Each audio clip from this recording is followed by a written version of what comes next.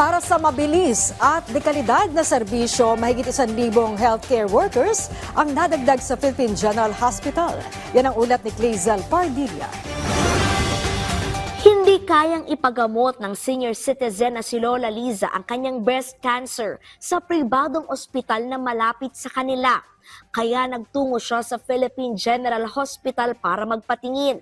Sa tulong ng mga doktor at serbisyong alok ng PGH, bumubuti na raw ang kalagayan niya nang hindi gumagastos ng malaki.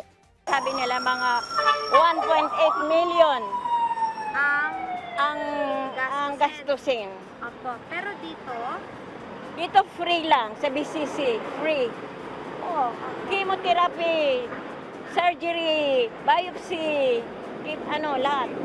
Kaya kahit pa mula sa Cavite at mahaba ang pila sa PGH, tinatyaga ito ni Lola Liza. Kulang ang tao talaga.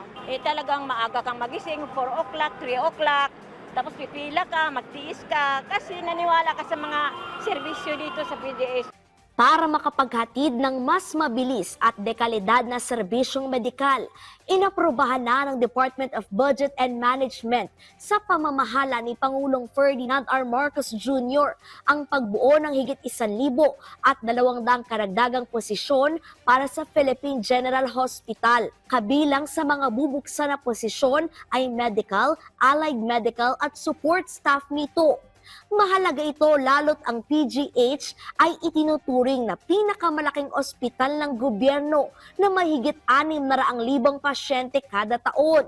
Ito rin ang tanging National Referral Center for Tertiary Care sa Pilipinas, nang ibig sabihin ay pangunahing ospital na tinutukoy para sa paggamot ng mga komplikadong sakit. At sa direktiba na po ng ating Pangulo, si Pangulong Marcos Jr., na matagdagan pa po ang maaaring maging manpower, ang maaaring magsilbi sa nasabing ospital para mas marami pa pong Pilipino ang mabibigyan ng magandang serbisyo. Napakarami pong mga Pilipino ang talagang pumupunta sa PGH dahil po ito'y nakakapagbigay ng magandang serbisyo at maaari pong napakaliit ng kanilang babayaran kapag po sila ay pumunta sa PGH. Pupunuin ang karagdagang posisyon sa PGH sa loob ng 4 na tranche na sisimulan sa ikatlong quarter ng 2025.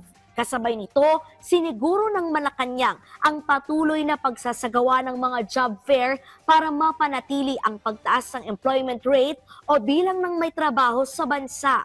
Itutuloy-tuloy po natin yan dahil meron naman din po tayong programa para sa mga hiring ng mga employees ng ating mga kababayan. Especially, meron pong programa para doon sa mga 4Ps beneficiaries na makakuha ng on-the-spot hiring. Ayon sa Philippine Statistics Authority, tumaas ang employment rate ng bansa o bilang ng mga Pilipinong may trabaho o negosyo na karaang buwan ng Pebrero na nasa 49.15 million. Bahagyang mas malaki sa 48.49 million noong Enero. Nangangahulugan anya ito na nagbubunga na ang mga hakbang ng pamahalaan. Clazel Pardilla para sa Pambansang TV sa Bagong Pilipinas.